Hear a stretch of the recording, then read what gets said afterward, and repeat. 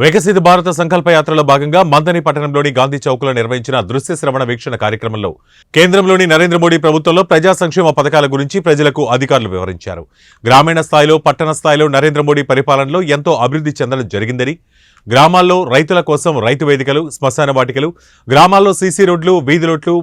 మంచినీటి సరఫరా పథకం కింద, అదేవిధంగా కిసాన్ సమ్మాన్ యోజన కింద చిన్న సన్నకారు రైతులకు సంవత్సరానికి 6,000 రూపాయల పెట్టుబడి సాయం అందించడం జరుగుతుందని, సుకన్య సమృద్ధి యోజన పథకం కింద మహిళలకు సాయం, గర్భిణీ మహిళలకు పౌష్టికాహారం, మహిళా సంఘాలకు పావలా వడ్డీ రుణం, నిరుద్యోగ యువకులకు విశ్వకర్మ యోజన పథకం కింద 1,00,000 నుంచి 20 లక్షల రూపాయల వరకు పూచీకత్తు లేకుండా బ్యాంకు అధికారులతో రుణం ఇవ్వడం జరుగుతుందని తెలిపారు.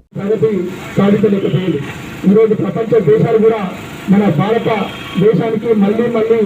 మోదీ గారు రావాలన్నటువంటి ప్రధాన సంకల్పంతో ప్రతి గ్రామంలో, ప్రతి ఒక్క పౌరులు, ప్రతి ఒక్క ప్రజలు నిరుపేదలందరూ కోరుకుంటా ఉన్నారు.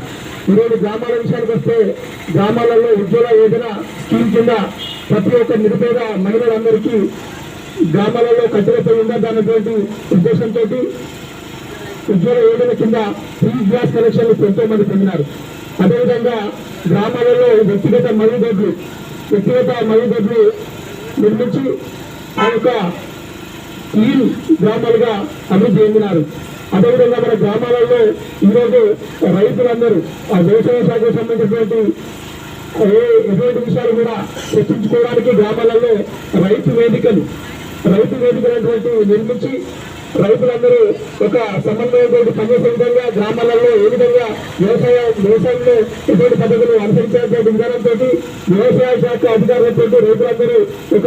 సమ్మేళనం కార్యక్రమాలు ఏర్పాటు చేసే విధంగా రైతు వేదికలు నిర్మించారు. అదేవిధంగా గ్రామాలలో శ్మశాన వాటికలు, అదేవిధంగా గ్రామాలలో ఉన్నటువంటి సీసీ రోడ్లే కానీ, అదేవిధంగా ఈ యొక్క గ్రామాలలో ఉన్నటువంటి వీధి లైట్లే కానీ, అదేవిధంగా నీటి సరఫరా కార్యక్రమాలు కానీ, బ్లీచింగ్ పౌడర్ కానీ, అదేవిధంగా నూతన గ్రామ పంచాయతీ భవనాలు కానీ, అదేవిధంగా ఈ యొక్క రైతు మన తెలంగాణ రాష్ట్రంలో ఏ విధంగా అయితే రైతు బంధు పడతా ఉన్నదో రైతులందరికీ